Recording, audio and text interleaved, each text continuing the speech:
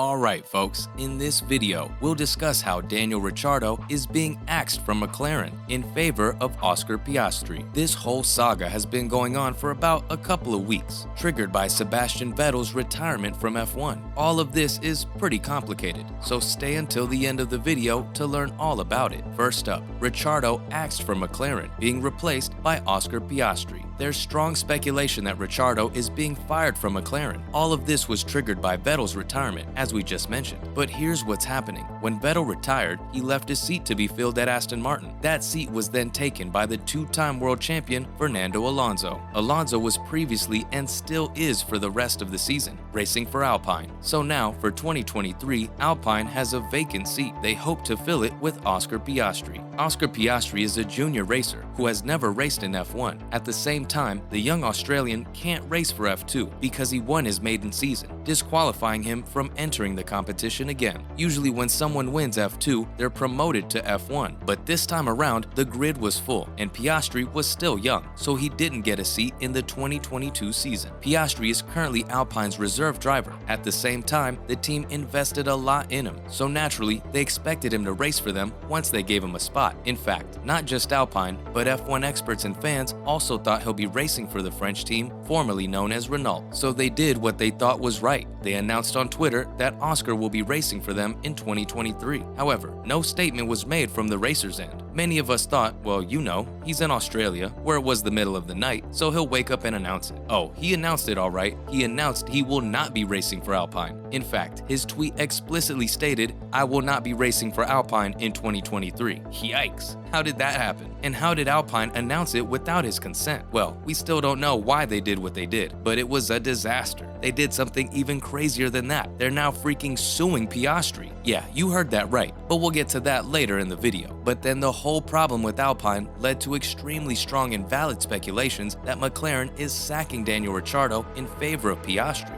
So, what's happening and why? We just gave you the brief on what's been happening, but now let's really dig into all the details. Australia's fading star of F1 is about to be dropped. This is bittersweet news. Many of us have grown an attachment to the 33-year-old, but at the same time, he's been underperforming. When he came into the sport, many folks had very high expectations from him. He was expected to win the championship in the next few years, but after a string of bad decisions and maybe some bad luck, made it difficult for the guy to reach his full potential. Once he joined McLaren in 2021, folks thought, okay, this is it. He's on his way to victory. We don't know why we thought that. McLaren has been underperforming for about a decade now. Now he's just not doing well. In fact, he's lost to his own teammate quite a few times. Some say he's a good driver, but he isn't getting used to the car. And we believe those folks because he's a darn good driver. But at the same time, if he was that great, shouldn't he have adapted to the car by now? So now, according to some insiders, he's been giving marching orders by the British team. He's expected to vacate his seat by the end of the season. Although it's worth noting that this unexpected switch is for now unsubstantiated speculation. At the same time though, the news has been reported by seasoned F1 journalists with impeccable contacts in the sport. As of right now, it's unclear, but if his contract is terminated, he could be making close to 20 million Australian dollars. At the same time, he could be earning a decent salary from his next job, if he stays on the grid that is. It's worth noting that nothing has been made official by McLaren itself. But what are Ricciardo's options? So if this happens to be the case, the guy could be in some trouble. That's because his only likely F1 option is Alpine. However, that's problematic because he took a $30 million a year paycheck to move to Renault in 2019, but then he jumped out of the squad after only 2 years to move to McLaren. So those blokes aren't quite happy with him. At the same time, his return to the French-owned team could end up solving a lot of problems for both of them because they're looking for a driver and he's looking for a team. Whatever the case is, guys, there's one thing we're absolutely sure about. The next season of Drive to Survive is gonna be freaking crazy. All this drama is perfect for the Netflix show. Again, he could end up staying at McLaren. We still don't know how true these rumors are, so we'll wait it out. But make sure you're subscribed so as soon as something happens, we're the first ones to tell you. But wait, what was that about Piastri being sued by Alpine again? In one of the more bizarre moves, Alpine is now suing Oscar Piastri because he's not driving for them. What? We did not expect that to happen, to be honest. Alpine boss Otmar Schaffnauer has stressed that the team has invested millions in Piastri Piastri's career. In return, they expected at least a little loyalty from his end. He specifically stated, "There has to be some loyalty in return for the fact that we literally invested millions and millions of euros to prepare him for Formula One." What is even crazier is that they're fully convinced that they have the right to force his appointment as a permanent driver. But won't force lead to his demotivation? Because then he won't be performing well anyways. But if forcing him doesn't work, they're planning on legal action. The Alpine boss has said that it's only logical and fair that they get compensated. So yeah, folks, that's what's been going on in that crazy story. Stay tuned for more. But there have been a few more developments in the sport other than all this. Let's take some time to discuss those. Other news. And now, Hamilton finally speaks about Abu Dhabi. Many fans of Sir Lewis Hamilton believe he was robbed of his 8th championship win in Abu Dhabi. That's because of the issue with the safety car. Here's what happened. Lewis Hamilton was all set to win a record 8th world title, but then he was overtaken by Red Bull's Max Verstappen when the race restarted. People argue he should have not been allowed to do that. Michael Massey, the guy responsible for that decision, even left the FIA. This move came after the FIA found that human error was responsible for botching the Abu Dhabi Grand Prix. Many Mercedes fans believe that the race was fixed. In fact, fixed was even trending on Twitter. Lewis Hamilton finally spoke up about the problem, stating that it broke his heart and how he couldn't even get out of his car properly after that. He also stated that he had no strength and that it was one of the toughest moments of his life. Let's hope he can recover from this and win the record-breaking 8th world title. So, is porpoising finally coming to an end? This season has been plagued with porpoising. It's led to Hamilton's back problems, to Ferrari's accident. It's causing quite a lot of issues. Now, it seems like FIA has taken notice and plans to end it with the updated 2023 regulations. The FIA president, Mohammed bin Sulayem, has announced that these new regulations will be submitted to the World Motorsport Council this week. He claims that he has discussed this issue with all 20 drivers and 10 team principals. Red Bull's Christian Horner believes it's unfair. Mercedes' Toto Wolff loves it, just as we expected. Maybe this will give Mercedes a fighting chance in 2023. Lastly, Toto Wolff is all okay with Audi entering F1, which is weird because he was so steadfast against Andretti Global. Looks like big teams stand up for each other. The US-based Andretti's bid to expand into F1 was met by extreme resistance from most of the 10 teams. That's because they weren't okay with splitting the $200 million prize fund. But amid interest from Audi, the Mercedes boss believes that the German manufacturer's size, marketing power, and wealth would make it a suitable 11th team for the sport. Seems like he just didn't have enough faith in Andretti, despite him having teams in IndyCar, Formula E, Extreme E, and Australian supercars. Well, that's all we have for you guys today. So, do you guys think they're going to axe Ricciardo, or is it all just rumors? Let us know all your thoughts in the comment section below. Don't forget to like and subscribe if you enjoyed this video. See you guys next time. Bye.